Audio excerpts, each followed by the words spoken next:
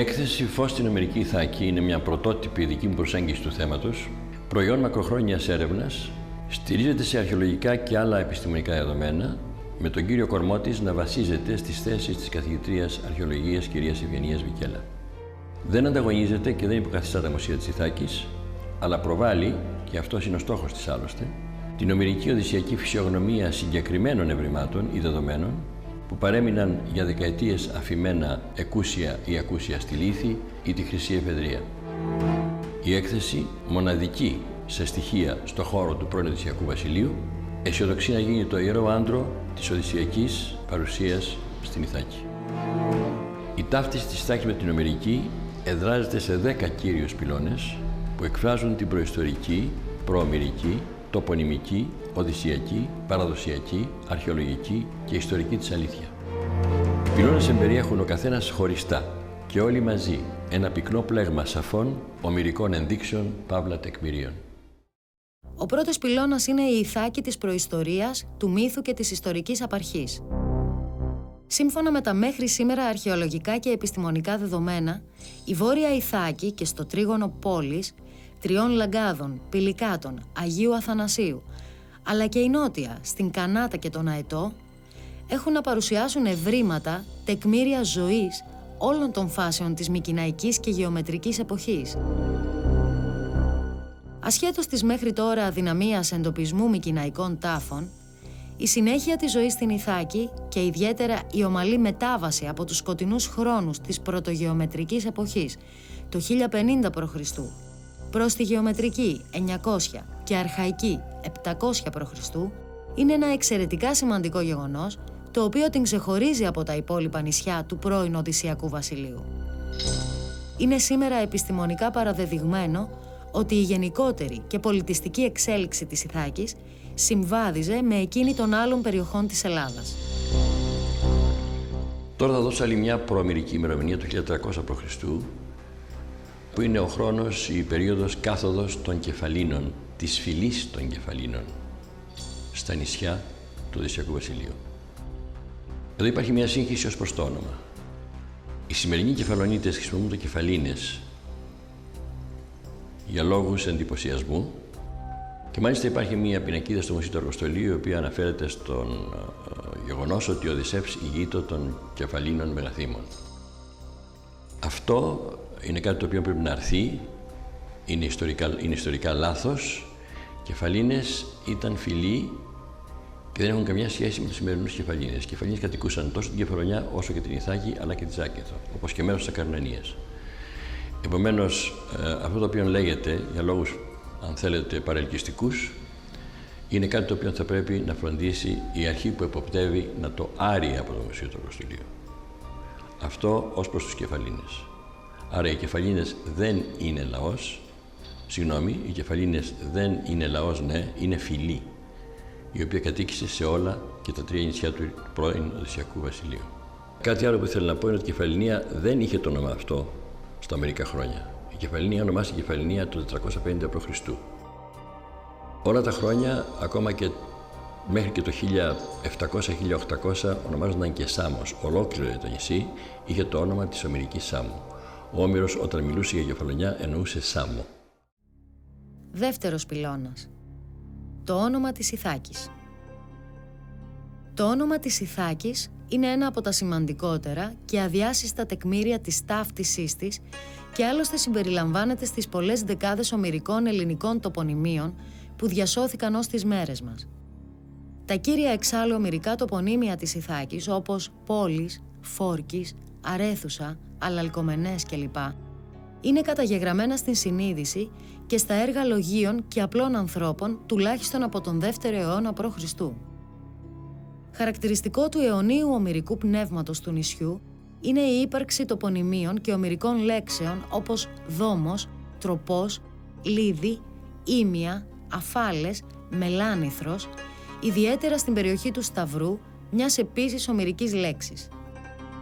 Η Ιθάκη δεν έχασε ποτέ το ιστορικό της όνομα, εκτός από μια σκοτεινή παρένθεση, όταν το όνομα του λιμανιού της, Βαλντικομπάρε, της λιμνοθάλασσας της Κομπαρέας, υπερίσχυσε διαζευκτικά του ονόματος, του κατά τα άλλα συλλημμένου και σχεδόν εγκαταλελειμμένου νησιού. Η Ιθάκη, στο όνομα κάποιων σκοτεινών συγκυριών ή σκοπιμοτήτων, έχασε περιστασιακά το όνομά της, όπως και η Αθήνα έγινε Στετίν, αλλά ποτέ την ομηρική της ταυτότητα. Χαρακτηριστικό της συγκεκριμένης ταυτότητας είναι ότι σε χάρτες του 18ου και 19ου αιώνα υπάρχουν τοπονύμια όπως πατρίς του Οδυσσέως, χώρα του Οδυσσέως, βασίλειο πιστής Πινελόπης, κάστρο Οδυσσέως, κάστρο Αγίας Πινελόπης, σπίτι του Οδυσσέα, σχολείο Μύρου, ελληνικά. Στο δεύτερο πυλώνα και σχετικά με το όνομα θα ήθελα να πω ότι το όνομα της Ιθάκης, η ρίζα του προέρχεται από τον Ήθακο που ήταν από τους 3 γιους του Πτερελάου και οι οποίοι έφτιαξαν την Κτικρίνη ως γνωστό στην ομηρική Ιθάκη, τον Ήρητο, τον Ήθακο και τον Πολύκτορα. Η Ιθάκη, για να τιμήσει αυτούς τους 3 ήρωες μυθικούς, ονόμασε τους 3 δήμους που κάποτε είχε, όταν είχε πολύ πληθυσμό βέβαια, και είχε τον ήμον Ηρητίων, τον ήμον Ιθακησίων και τον ήμον Πολυκτορίων. Μάλιστα, ο Δήμος Πολυκτορίων είναι αναγεγραμμένος και σε πολλούς χάρτες του 1800-1900. Οι δήμοι αυτοί σήμερα έχουν πάψει να υπάρχουν, είναι πλέον ο Δήμος Ιθάκης, αποκλειστικά και μόνο. Τρίτος πυλώνας. Το ομηρικό διογενές βασίλειο της Ιθάκης. Την δημιουργία του βασιλείου της Ιθάκης θα αναζητήσει κανείς την περίοδο που ακολουθεί τον νικηφόρο πόλεμο των Μικηναίων κατά των Ταφίων και κατά την εμπέδωση ενός νέου status quo στο νησιωτικό σύμπλεγμα του κεντρικού Ιωνίου. Η επιλογή της Ιθάκης ως έδρος του βασιλείου σχετίζεται με την γεωστρατηγική κεντρική θέση της και όχι με το μέγεθός της. Η Ιθάκη ως έδρο του βασιλείου δεν ήταν συγκρίσιμη με το σημερινό μέγεθος της Κεφαλονιάς, όπως αφήνεται εσκεμμένα να υπονοηθεί, αλλά με την διηρημένη και από τη φύση της Κεφαλονιά της προϊστορικής και αρχαϊκής περίοδου σε 4 αυτόνομα κράτη. Πόλεις κράτη με δικά τους νομίσματα και με διαφορετικές συμμαχίες. Αντίθετα, η Ιθάκη είχε όλα τα πλεονεκτήματα ενός αυτόνομου και κεντρικού νησιού με εκατέρωθεν ζωτικούς χώρους, στην Αντιπέρεα, Κεφαλονιά, και Ήπειρο, Λευκάδα ή Ακαρνανία. Το βασίλειο της Ιθάκης, υπό τον Διογενή βασιλιά Οδυσσέα, ιδρύεται και ακμάζει περί το 1230 έως το 1210 π.Χ. και καταλύεται από τους Δωριείς περί το 1125 π.Χ. Οι ημερομηνίες είναι ενδεικτικές και οι εκτιμήσεις διαφέρουν. Το γενεαλογικό δέντρο του Οδυσσέως Λαερτιάδη, βασιλιά της Ιθάκης. Ο βασιλικός οίκος των Λαερτιδών ήταν Διογενής με γεννήτωρα τον Δία και ξεκινά από τον Αρκίσιο, γόνο της συνέβρεσης του Δία με την Ευριώδεια. Μια άλλη λιγότερο επικρατέστερη εκδοχή θέλει τον Κέφαλο αντί του Δία γεννήτωρα του οίκου των Λαερτιδών. Ο οίκος των Λαερτιδών είχε, αν μη τι άλλο, δεσμούς συγγενείας με τους βασιλικούς οίκους του Παρνασσού, της Λακεδαίμονος Σπάρτης, των Μικηνών και αργότερα μέσω Τηλεμάχου με τον οίκο της Χερίας των Φεάκων. Η μικρή Ιθάκη των Λαερτιδών δεν ήταν μόνη της. Σε ό,τι αφορά το γενεαλογικό δέντρο που εμφανίζεται στην έκθεση, εμφανίζεται μετά από έρευνα σε 3 ξένες πηγές, 2 ελληνικές και 1 ξένη. Γιατί βέβαια υπάρχουν και άλλα γενεαλογικά δέντρα τα οποία αναφέρουν ως γεννήτωρα του Οδυσσέα τον Κέφαλο. Για μένα και για κάποιους άλλους, για πολλούς, τους περισσότερους, ο γεννήτωρας είναι ο Δίας. Τέταρτος πυλώνας. Η Οδύσσια. Περιγραφή της Ιθάκης. Ερμηνεία, ανάλυση. Η συνολική περιγραφή της Ιθάκης στην Οδύσσια ανταποκρίνεται στο σημερινό νησί κατά το συντριπτικό της ποσοστό. Η φερόμενη ως κύρια αναντιστοιχεία εκείνη του δυτικότερου νησιού, πανυπερτάτη είναι αλή κοίτε προζόφων, όπως λέει ο Όμηρος, δεν συνάδει, αλλά και δεν αναιρεί την συνολική εικόνα. Το αποδεικνύουν οι προσεγγίσεις που επιχειρούνται με τις μαρτυρίες των ποιμένων, τις γεωγραφικές αναφορές της Οδύσσιας, τα ταξίδια και τα 5 συγκριτικά μεγέθη που ανταποκρίνονται αποκλειστικά στο μέγεθος της Ιθάκης. Η γενική γεωφυσική εικόνα και η γεωφυσική εικόνα σύγκρισης με τα άλλα νησιά, το κλίμα, η γεωργική και κτηνοτροφική παραγωγή, το ναυτικό, ο αριθμός των μνηστήρων και όλα αυτά σε συνδυασμό με την στρατηγική θέση και σημασία της Ιθάκης στο νησιωτικό πλέγμα. Θα ήθελα επίσης να αναφερθώ στην φοβική στάση του Λαέρτη μετά τη μυστηριοκτονία και αφού έγινε το έγκλημα έτσι όπως έγινε, ο τρόμος του και ο φόβος του ήταν να μην το μάθουν όλοι οι Ιθιακοί και ιδίως να μην ειδοποιηθούν οι πόλεις των Κεφαλίνων.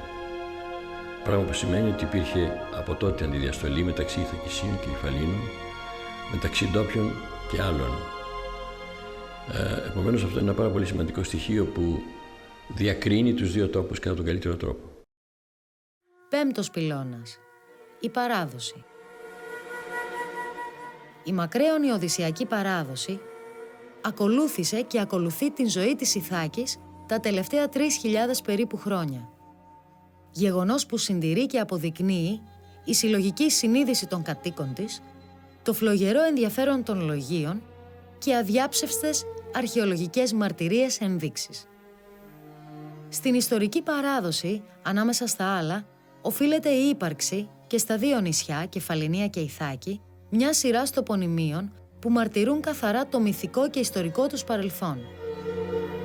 Προϊόν παράδοσης είναι και το συμβολικό παίγνιον της Πετίας, ένα παίγνιο των ελληνιστικών χρόνων.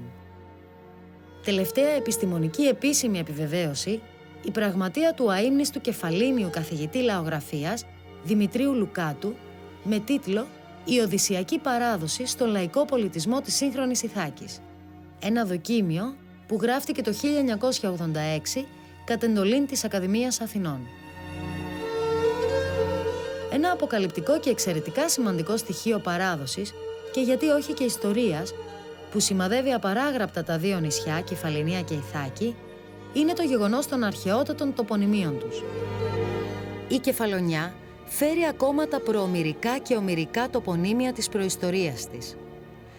Τον Ελιό και Κατελιό από τον προομηρικό ήρωά της τον Έλιο, το τάφιον όρος της Παλικής ή την μονή του ταφιού από τους προομηρικούς ταφίους, την Σάμι, όνομα με το οποίο ο Όμηρος ταύτιζε τη σημερινή Κεφαλονιά, την Δολίχα, πρώην δήμος Δουλιχιαίων και τον κόλπο Δολίχα στην Ανατολική Κεφαλονιά από το Δουλίχιον και τέλος το όνομα του νησιού Κεφαλινία που εσφαλμένα θεωρείται ότι προέρχεται από τον Κέφαλο, τον υποτιθέμενο γεννήτορα του Οδυσσέα. Η Ιθάκη κράτησε πραγματικά αναλύωτο το όνομά της για 3.000 χρόνια. Κράτησε επίσης το τοπονύμιο Αλαλκομενές, που είναι ο εικαζόμενος τόπος γέννησης του Οδυσσέα, αλλά και της Αθηνάς στην Βιωτία. Σε ό,τι αφορά την παράδοση, θέλω να αναφερθώ στην πόλη των Αλαλκομενών για την αλλαγή που έγινε από την πόλη των Ιθακησίων το 600 π.Χ. το νωρίτερο. Κάποιοι πιθανολογούν ότι μπορεί να είναι το 1200 π.Χ., δηλαδή με τη γέννηση του Οδυσσέα. Η απόφαση των συνειδητοποιημένων Ιθακησίων ότι ο Οδυσσεύς γεννήθηκε στην πόλη όπου γεννήθηκε και η Αθηνά ήταν μια πολύ μεγάλη στιγμή και ήταν μια πολύ μεγάλη απόφαση. Η πόλη αυτή ήταν οι Αλαλκομενές της Βιωτίας, όπου υπήρχε ναός της Αθηνάς, και ο οποίος καταστράφη, αν δεν απατώμε, το 87 π.Χ. από το Σύλλα. Εκεί λοιπόν λατρεύεται η Αθηνά. Δεν ξέρουμε αν υπήρχε λατρεία του Οδυσσέα εκεί, πάντως ξέρουμε ότι υπήρχε ένα τεράστιο άλμα της Αθηνάς. Αλλά η αλλαγή αυτή καθ' αυτή νομίζω ότι είναι μια πολύ μεγάλη αλλαγή και ένα πολύ μεγάλο δείγμα της συνειδητοποίησης των Ιθακησίων ότι ήταν αυτή η απόγονη του μεγάλου Οδυσσέα. Έκτος πυλώνας. Τα αρχαιολογικά ευρήματα. Τα αρχαιολογικά ευρήματα, αντικείμενα ή επιγραφές, στα οποία αναφέρεται η έκθεση, αφορούν αποκλειστικά και μόνο στέχοντα οδυσσειακή ομηρική φυσιογνωμία ή αναφορά. Τα αντικείμενα είναι οι χάλκινοι τρυποδικοί Λέβητες. Είναι συγκλονιστικής σημασίας το γεγονός ότι αφιερώθηκαν και εναποτέθηκαν σε έναν φυσικό τόπο λατρείας του Οδυσσέα, αλλά και των Θεενών συνδεδεμένων με τα έπι τον 1ο αιώνα π.Χ. Δηλαδή 100 με 150 χρόνια τουλάχιστον πρώτη συγγραφής των επών. Θαλασσοπόροι ή αθλητές Οδύσσιων αγώνων απέδιδαν τιμές στον ήρωα πριν ακόμα μεγαλειηθεί ποιητικά από τον ποιητή. Φαίνεται καθαρά ότι η παράδοση προηγήθηκε του Ομήρου και όχι ο Όμηρος της παράδοσης. Ο Αλεκτρίων, Πετινός, το σύμβολο ιερό πτηνό τόσο του Οδυσσέα όσο και της Αθηνάς, που εικονίζεται σε νομίσματα, Υπάρχει σε ειδόλια, υπάρχει σε πιάτο και επίσης σε δαχτυλίδι. Το ειδόλιο και η λύρα του Απόλλωνα βρέθηκαν στο ναό του Απόλλωνα στον Αετό και φυλάσσονται ή εκτίθενται στο Αρχαιολογικό Μουσείο Αθηνών. Άλλο μεγάλο έβριμα είναι οι οδυσσιακές επιγραφές. Αντανακλούν και αποδεικνύουν το οδυσσιακό πνεύμα και τις βαθύτερες πεποιθήσεις σχετικές με το έπος των εποχών στις οποίες αναφέρονται και οι οποίες καλύπτουν σχεδόν μια ολόκληρη χιλιετία από το 1000 έως το 100 π.Χ. Οι επιγραφές τιμούν τον Απόλλωνα και την Άρτεμη, τα παιδιά του Δία, των οποίων ιερά και ναοί υπήρχαν στην Ιθάκη από το 1000 π.Χ. Τιμούν τις θεές Αθηνά και Ήρα, προστάτηδες των επικών ηρώων του νησιού του Οδυσσέα και της Πηνελόπης. Μαρτυρούν την οδυσσιακή λατρεία στο νησί με την επιγραφή «Ευχήν Οδυσσή». Αναδεικνύουν την προσήλωση στην Οδύσσεια με τις επιγραφές της Κραναής Ιθάκης και της Αμφιάλου Ιθάκης. Τιμούν την οδυσσιακή παράδοση στο νησί με το ψήφισμα της Βουλής των Ιθακησίων Οδύσσιων, μια πολύ μεγάλη στήλη που βρέθηκε στην Μαγνησία της Μικράς Ασίας και εκτίθεται σε μουσείο του Βερολίνου. Πρόκειται για έναν πολύτιμο θησαυρό που μόνο στην Ιθάκη και για την Ιθάκη υπάρχει. Θα ήθελα να επανέλθω στη σημασία του ιερού της πόλης και στην εργασία που έγινε τότε από την Αγγλική Αρχαιολογική Σχολή, αλλά και την πρωτοβουλία της αρχαιολόγου της Σίλβια Μπέντον, η επιμονή και η αιμονή της οποίας το αντικείμενο ήταν εκείνη η οποία είχε το αποτέλεσμα που είχε. Η αποκάλυψη των τρυποδικών Λεβίτων ήταν μια μεγάλη αποκάλυψη. Οι τρυποδικοί Λεβίτες ήταν ένα εξαιρετικά σπάνιο αλλά και σπουδαίο δώρο της εποχής, ένα δώρο που πήρε μυθικές διαστάσεις στην ουσία και βρέθηκε σε μεγάλα ιερά όπως των Δελφών, της Ολυμπίας, της Κνωσού αλλά και της Ιθάκης. Επομένως, το έβριμα εκείνο το οποίο προφανώς το είδε μεν ο πρώτος που ανέσκαψε ο Δόκτωρ Λοΐζος και πήρε τον ολόκληρο Λέβητα για τον οποίο λέγεται τον κατέστρεψε, δεν είδε τίποτα ο επόμενος αρχαιολόγος, ο Βόλγραφ της Γαλλικής Αρχαιολογικής Σχολής, και εντόπισε ότι εντόπισε η Αγγλική Αρχαιολογική Σχολή, η οποία εντόπισε τους 13 Λέβητες. Οι 13 Λέβητες έχουν μεγάλη σημασία. Πώς ερμηνεύεται? Ερμηνεύεται από πολλούς ότι αντιπροσωπεύουν τα δώρα που έκαναν οι ηγεμόνες, οι βασιλείς της Κερκύρας, με επικεφαλής τον Αλκίνο βέβαια, στον Οδυσσέα όταν έφυγε την Ιθάκη. Αυτό είναι μια ερμηνεία. Μια άλλη ερμηνεία ήταν ότι ήταν τρόπαια Οδυσσιακών αγώνων. Ό,τι και από τα δύο να συμβαίνει, δεν πάβουν οι τρίποδες να αποτελούν ένα πάρα πολύ σπουδαίο δώρο και μια πάρα πολύ σπουδαία απόδειξη με την έννοια του ότι ο πρώτος τρίποδας που κατετέθη, και αυτό θα το ξαναπώ, κατετέθη το 900 π.Χ., δηλαδή 100 με 150 χρόνια πρώτης συγγραφής των επών. 7ος πυλώνας. Τα νομίσματα, η κρατική σφραγίδα και τα γραμματόσημα. Τα νομίσματα του 4ου αιώνα π.Χ., η σφραγίδα της Ιωνίου Πολιτείας ή το Ηνωμένο Κράτος των Ιωνίων Νήσων, τα εμβληματικά μετάλλια των Επτανήσων, τα μετάλλια Ιθάκης του 1800 και τα γραμματόσημα του 1939 και του 1964, όλα με την κεφαλή ή το σώμα του Οδυσσέα, συνθέτουν ένα ιδιότυπο όσο και αδιάψευστο δεδομένο επίσημης μαρτυρίας της Ομηρικής Ιθάκης που κανείς γνώστης της ελληνικής γραμματείας και της ιστορίας δεν απετόλμησε να αμφισβητήσει σοβαρά. Όσοι το αγνοούν ή το διαστρεβλώνουν, εθελοτυφλούν απροκάλυπτα και ψεύδονται ιστορικά. Η Ιθάκη, μέσω των νομισμάτων της, κατοχυρώθηκε ως η Ομηρική τον 4ο αιώνα π.Χ. με την κοινή παραδοχή των γειτονικών νησιών. Με άλλα λόγια, ο Οδυσσέας με τον Σκούφο εμφανίζεται για 2.500 χρόνια σε νομίσματα, σφραγίδες, μετάλλια και γραμματόσημα της Ιθάκης. Και μια ακόμα φράση για τα νομίσματα για να καταδείξω τη σημασία που είχαν την εποχή που αποκαλύφθηκαν, ήταν το γεγονός ότι εξαφανίστηκαν αμέσως από τους ξένους. Δηλαδή οι ξένοι θεώρησαν ότι βρήκαν αυτό που έψαχναν να βρουν, το βασίλειο του Οδυσσέα. Ήταν τόσο μεγάλη ζήτηση ώστε εξαντλήθηκαν πάρα πολύ γρήγορα. Και συνέβη το εξής καταπληκτικό, ότι αμέσως φρόντισαν να φτιάξουν κύβδηλα στην Ιταλία, τα οποία φρόντισαν να πουλήσουν στην Ιθάκη και τα οποία βέβαια μια ιστορία που κατεγράφει από Άγγλους περιηγητάς. 8ος πυλώνας. Το Μέγαρον Ιθάκης. Μέγαρον Λαερτιάδεο Οδυσσίος. Η ύπαρξη και η αποκάλυψη του ιστορικού μεγάρου, δημόσιου κτίσματος, στη θέση σχολείου Ομήρου της Ιθάκης, από τους ανασκαφείς του Πανεπιστημίου των Ιωαννίνων είναι η αναμενόμενη επισφράγηση βεβαίωση μιας μακραίωνης σειράς σαφών ενδείξεων τεκμηρίων συνυφασμένων με το προϊστορικό και κυρίως το ομηρικό οδυσσιακό παρελθόν του νησιού, έτσι όπως εκτίθεται στην έκθεση.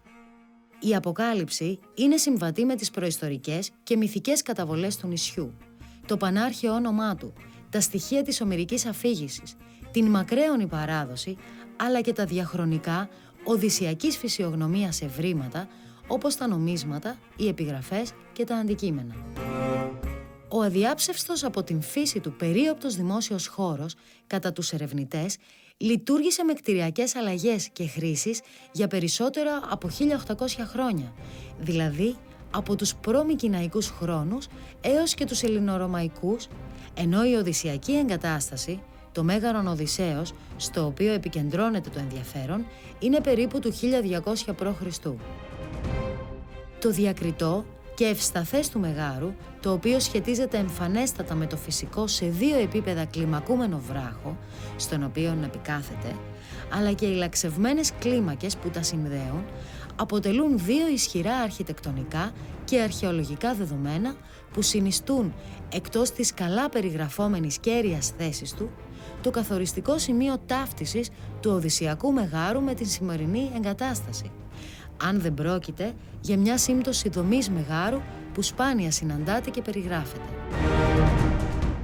Η θέση του Αγίου Αθανασίου είναι μια ανακτορική θέση, έτσι όπως το αποδεικνύει η φυσιογνωμία της και έτσι όπως φαίνεται από την ιστορία της.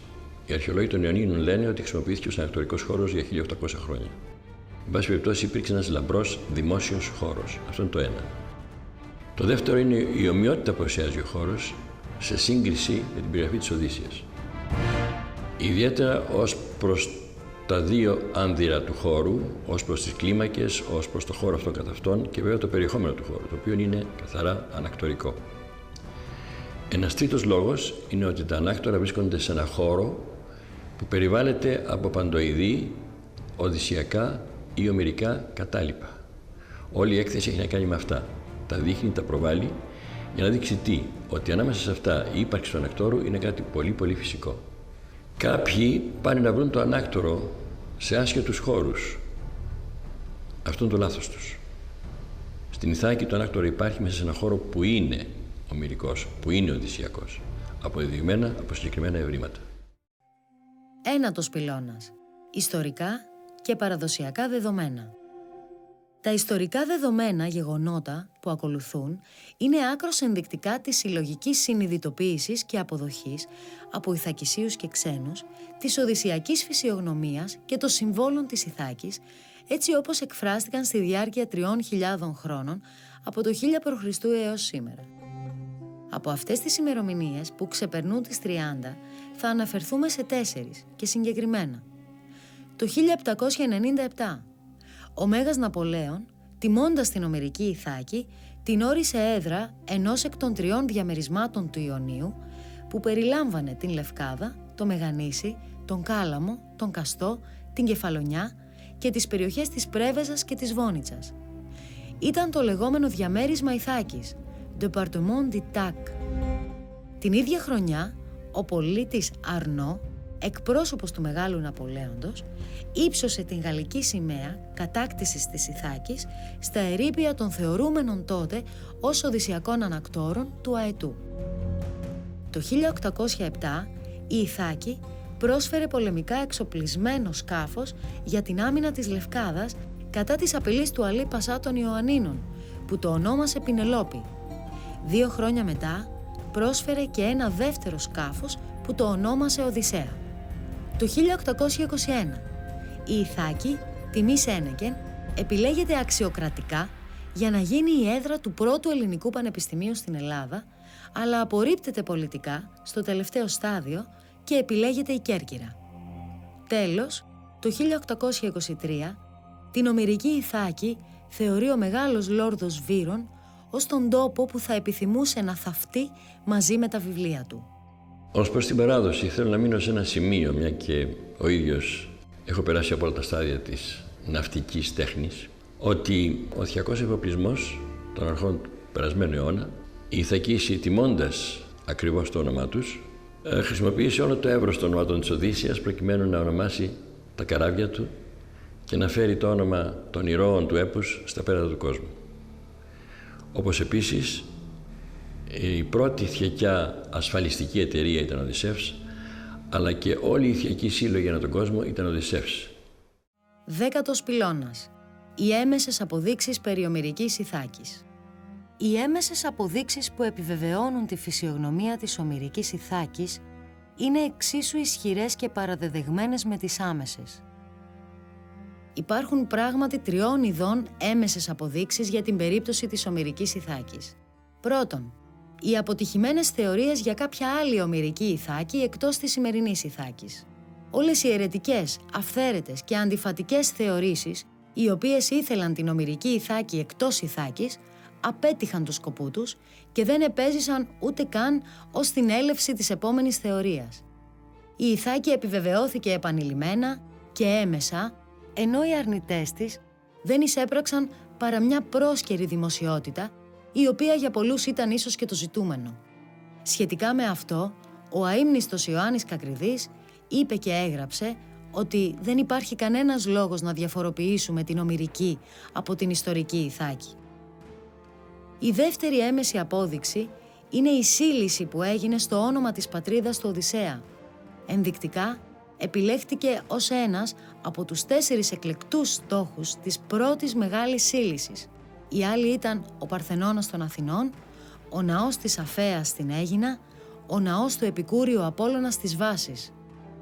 Η Ιθάκη του 1800 συλλήθηκε αποκλειστικά και μόνο ως η πατρίδα του Οδυσσέα. Η τρίτη έμεση απόδειξη είναι το ενδιαφέρον για την ομηρική Ιθάκη.